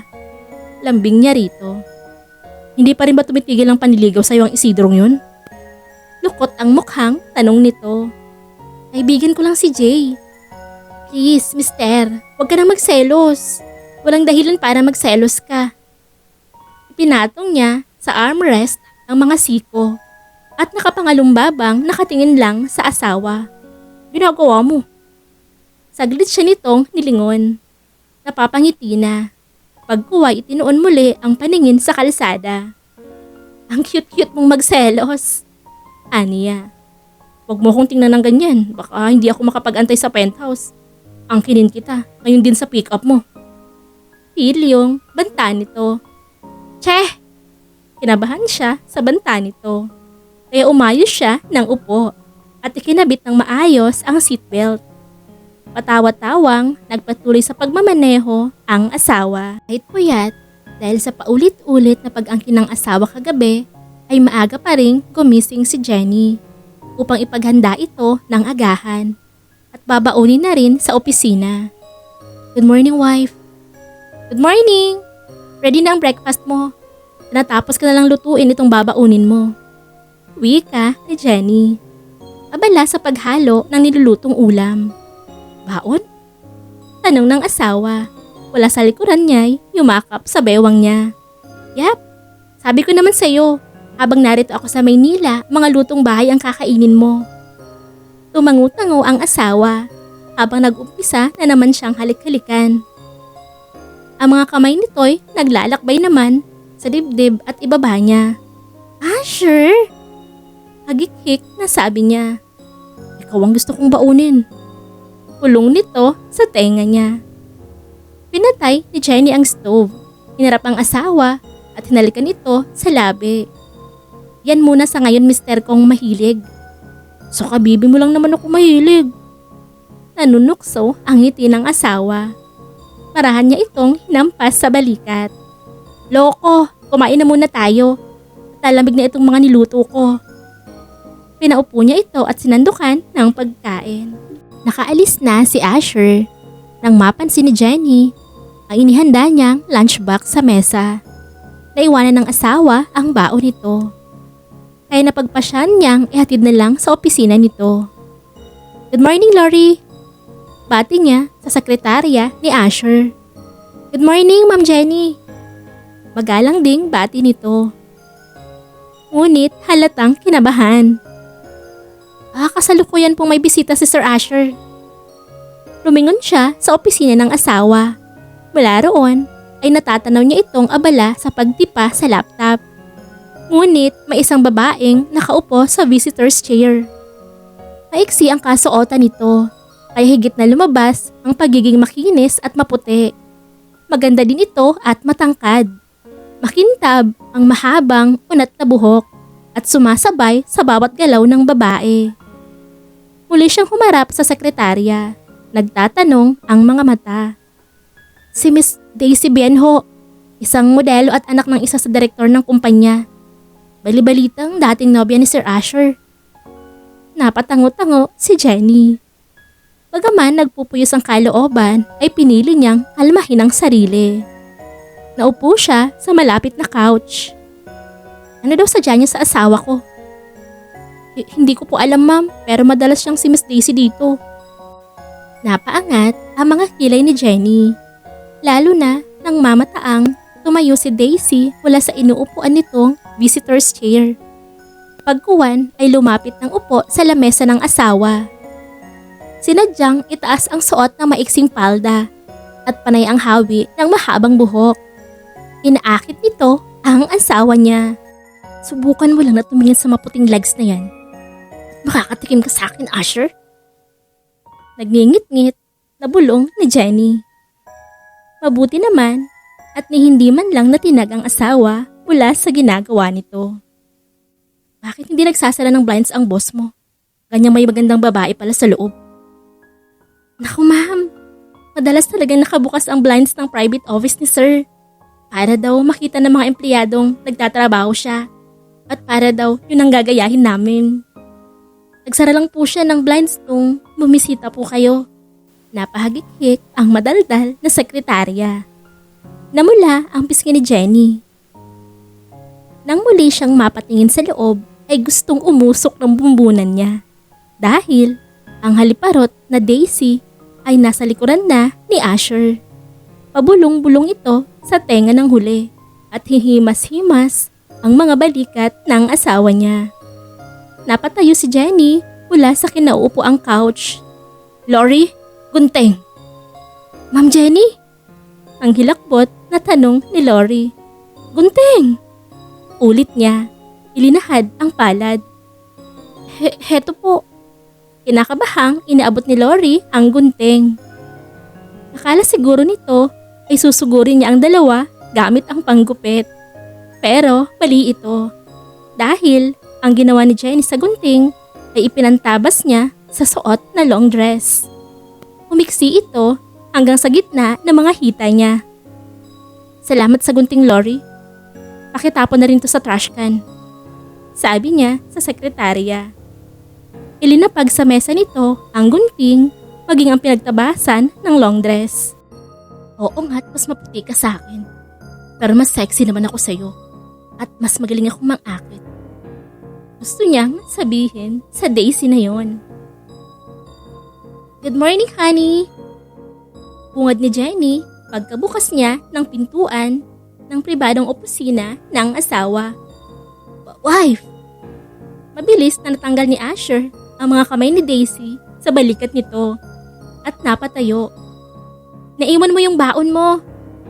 Malambing na sabi ni Jenny. Lumapit siya sa asawa. Ilinapag sa lamesa nito ang dalang paper bag kung saan naroon ang lunchbox. Pagkatapos ay pumulupot siya sa braso ni Asher. Si Daisy na nasa likod nito ay pasimple niyang tinabig. Who is she? Taas ang isang kilay ni Daisy. Sinipat siya mula ulo hanggang paa. Daisy, I want you to meet my wife. Pakilala ng asawa niya. Wife? Napamulagat na sabi ni Daisy. Hi, I'm Jenny Evangelista Rivera. And you are? Ilinahad niya ang kamay sa babae. Ngunit hindi nito tinanggap ang kamay niya at umingos lang.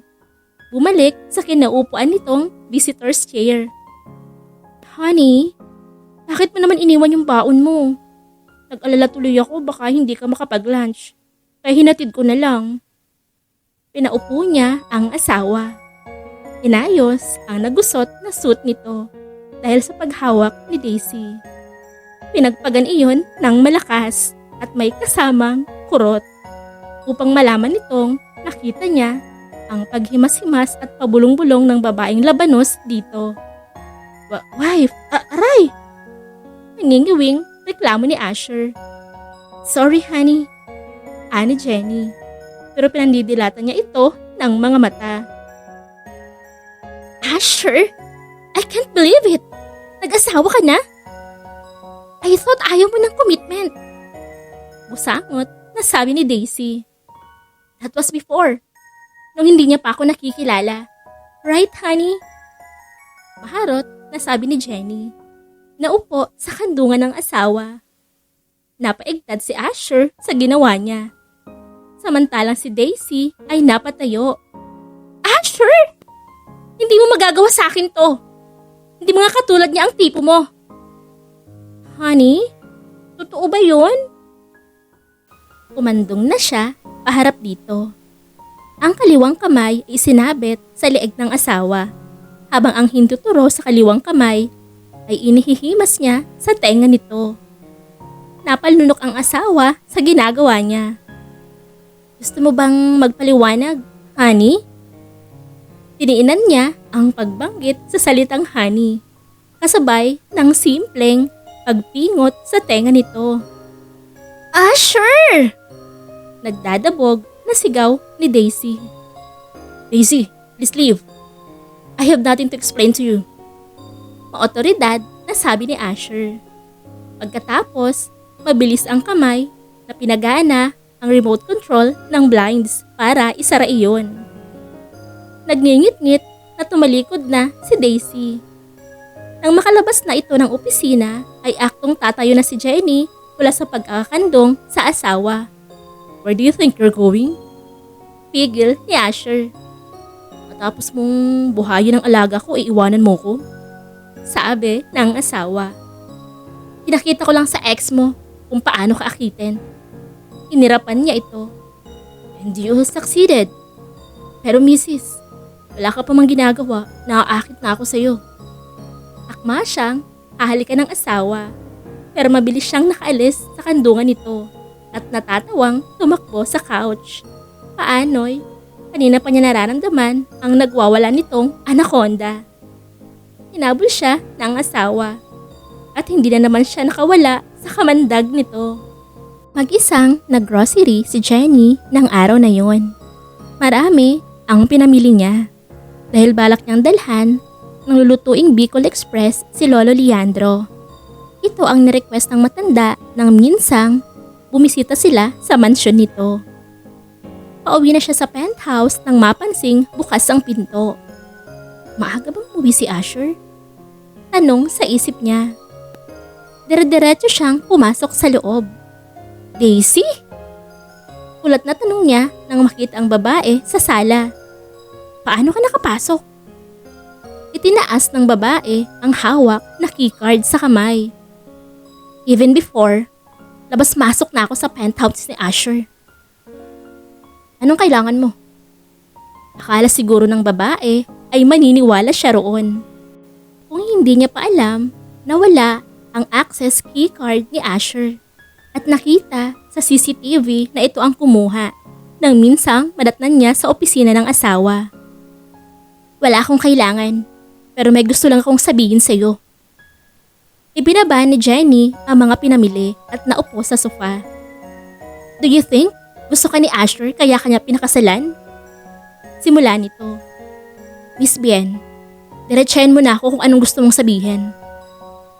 Well, gusto kong sabihin sa'yo, nakasangkapan ka lang, kaya ka pilit inalok ng kasal ni Asher. What do you mean? Kaya ka inalok ng kasal ni Asher?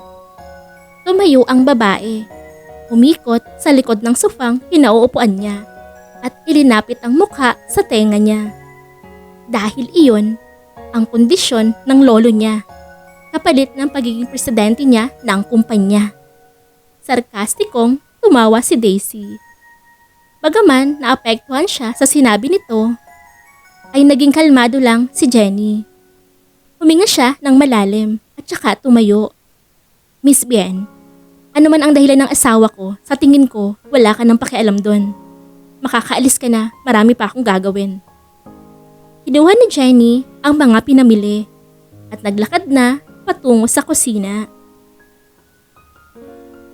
Sa kusina, habang nagluluto, hindi man niya gusto ay kusang pumapatak ang mga luha ni Jenny. Alam niyang hindi pagmamahal ang dahilan kaya siya inalok ng kasal ng asawa. Pero hindi rin naman niya inisip na ginamit lang siya ni Asher para sa kumpanya. Masaya at maganda naman ang pagsasama nila ngayon. Pero ni Katiting, wala man lang ba itong naramdaman para sa kanya? Naiiyak siya dahil kung totoo man ang mga sinabi ni Daisy, ay may posibilidad pa lang hiwalayan din siya ni Asher. Lalo't nakuha na nito ang gusto. Paano na siya?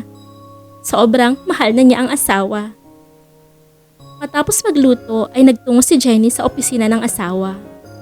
Hindi na siya makapag-antay pa sa pag-uwi nito. Kailangan niyang klaruhin kay Asher ang mga sinabi ni Daisy. Wala si Lori sa table nito nang makaakyat sa mismong floor ng opisina ng asawa. Kaya dumiretso siya sa private office nito. Akma siyang kakatok nang marinig ang boses ni Rafi sa loob. Bahagyang nakaawang ang pinto kaya malinaw sa pangdinig niya ang pinag-uusapan ng magpinsan. Kas, gusto kong makuha ang pagiging general manager sa construction site sa Pampanga. Pero ayaw ibigay sa akin ni Lolo. Unless... Ay! Hindi ko alam kung kakayanin ko ang kondisyon ni Lolo. Mabuti ka pa ang pakasalan lang si Kas Jenny ang naging kondisyon niya para maging presidente ka ng kumpanya.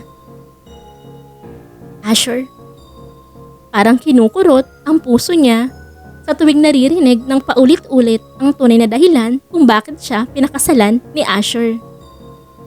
Wife! Kulat na sabi nito nang makita siya sa pintuan ng opisina.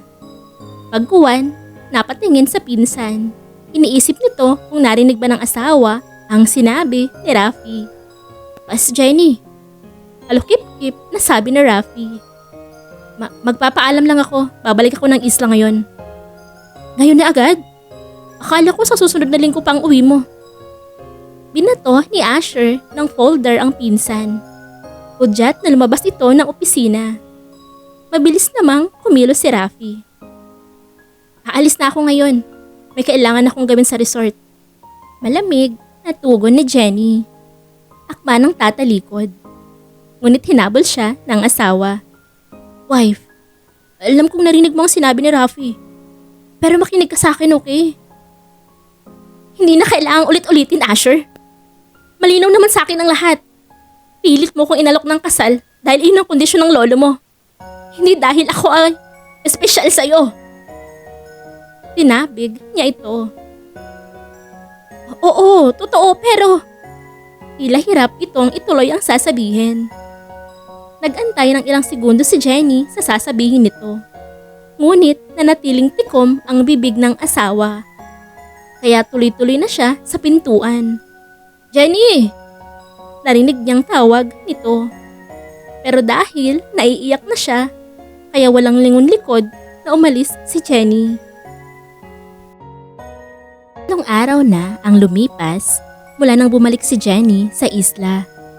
Wala siyang natanggap na anumang tawag mula kay Asher. Kaya higit niyang inabala sa resort ang sarili upang makalimutan ito. Nang araw na iyon, naglilibot siya sa dalampasigan. Suot ang kanyang black bikini at beach hat. Ang mahaba at kulot na buhok ay hinayaan niyang nakalugay. Mistula siyang modelo sa aura niya. Kaya naman, ang mga nadadaanang turista ay napapalingon sa kanya. Ang ibang kalalakihan ay hindi maiwasang mapasipol. Kung tutuusin, halos lahat naman ng mga kababaihang naroon ay nakabikini lang din. Pero dahil may taglay na perfect body at natural ang pagkamorena ni Jenny, kaya nangingibabaw ang charm niya. Miss, pwede makipagkilala sa'yo? Hindi nakatiis ang isa sa mga kalalakihang naroon at nilapitan siya. Tansya ni Jenny ay 20 anyos lang ito. Akma siya magsasalita upang sagutin ito nang may magsalita sa kanilang likuran. Sorry, she's taken. Seryoso pa sa seryoso ang mukhang sabi ni Asher. Hinubad nito ang suot na short sleeve at ipinatong sa mga balikat niya. Pagkatapos ay hinila siya palayo sa lalaki. Naiwang napakamot sa ulo ang lalaking gustong makipagkilala kay Jenny. Huwag kang magbibilid ng katawan mo. Baka hindi ako makapagtimpi at mawalan ka ng mga guests. Nasa beach resort ako, Asher. Natural na ganito ang isusuot ko. Kahit na. Umismid lang si Jenny. Asher, saan mo ba ako dadalhin? Bitiwan mo nga ako. Binitiwan naman siya ng asawa nang makarating na sila sa parte ng resort na wala nang gaanong turista. Jenny, mag-usap tayo. Tungkol saan? walang ganang tanong niya. Pero ang totoo'y ang lakas ng kabog ng dibdib niya. Kaya kunwaring ilinagay niya sa mga mata ang hawak na binocular telescope at itinutok sa dagat. Tungkol sa relasyon natin. Napalunok siya sa sinabi nito. Makikipaghiwalay ka na ba? Nakuha mo na ang gusto mo. Ikaw na ngayon ang presidente ng kumpanya nyo. Wala sa loob na sabi ni Jenny. Kinakausap niya ito habang ginagamit ang telescope. Sa pamamagitan kasi nun, hindi gagaralgal ang tinig niya. Wife, hindi! Tila naghihirap ang kalooban na sabit ni Asher. Umarang ito sa tinatanaw niya. Oy, ano? Gusto mo na ng annulment? Para legal ang paghihiwalay natin. Dahil humarang ito sa kunwaring tinatanaw niya, kaya nag-iba siya ng direksyon ng tinitingnan. Jenny! Bahagyang napataas na ang boses ng asawa. Inagaw sa kanya ang telescope at ilinaglag iyon sa buhangin. Huwag na huwag mong babanggitin ang salitang hiwalay dahil hindi mangyayari yun. Anito, pagkuwan ay kinabig siya at hinuli ang mga labi niya. Malalim pa sa pusod ng karagatan ang mga halik nito. Kaya habol niya ang hininga ng bitawan ng asawa ang labi niya. I'm sorry. Paumanhin ni Asher. Ano ba talaga ang gusto mo, Asher? Itinulak niya ito. Saka siya nagpunas ng labi gamit ang likod ng kamay. Jenny, ikaw ang gusto ko. Bakit? Dahil may kondisyon na naman ba sa'yo si Lolo Leandro? Sarkastikong tanong niya. Diretso siyang tinitigan ni Asher sa mga mata. Wala. Pero gusto kita. Dahil mahal kita, Jenny. Unang kita ko pa lang sa'yo sa unang pagtapa ko dito sa resort. Alam kong nabihag mo na ang puso ko. Gusto ko mang mapalapit sa'yo noon, madalas mo naman akong sungitan. Dahil pangit ang impresyon mo sa akin. Hanggang sa sabihin sa akin ni Lolo ang kondisyon niya, kapalit ng kumpanya. Sinserong sabi nito. Pakiramdam ni Jenny ay nalulunod siya sa saya dahil sa kumpisal ng asawa. Inisip ko nun pumapabor sa akin ang lahat. Mapapasakin na ang kumpanya, makukuha ko pa ang babaeng mahal ko. Hindi ko lang kasi alam kung paano sasabihin sa'yo o kung paano ba manligaw. Kaya ginamit ko na lang yung kakulitan ko para mapapayag ang pakasalan ako. Kaya sinamantala mo ang pagiging lasing ko para makuha ko? Wife, tinukso mo ko. Kaya may nangyari sa atin. Depensa nito. May nangyari sa atin. Dahil mahal din kita. Kahit lasing ako noon, alam ko ang ginagawa ko. Pag-amin niya rin dito. Nagningning ang mga mata ni Asher sa sinabi niya. Nakarinig ng tunog ng aircraft si Jenny. Kaya napatingala siya. Isang maliit na eroplano ang paikot-ikot. Kung hindi siya nagkakamali, si Rafi ang piloto nito. Ang maliit na eroplanong yon ay may dalang malaking banner. I'm sorry, wife. Mahal na mahal kita, Jenny Evangelista. Taos-pusong sabi ni Asher. At iyon din ang nakasulat sa malaking banner na nakakabit sa private plane. Mahal na mahal din kita, Asher de Vera. Naluluhang sagot niya. Matapos siyang hintala ng matamis na halik sa labi ng asawa, ay nagyakap sila ng mahigpit. Sa di kalayuan ay naroon sina Lola Josefina at Lolo Leandro. Higit ang tuwa ng mga ito dahil sa nakikitang pagkakaunawaan ng mga apo. Wakas. Sana po ay nagustuhan nyo ang kwentong pag-ibig ni Asher at Jenny. Huli nyo rin po sana kung samahan sa marami pang kwentong pag-ibig mula sa puso. Maraming salamat po.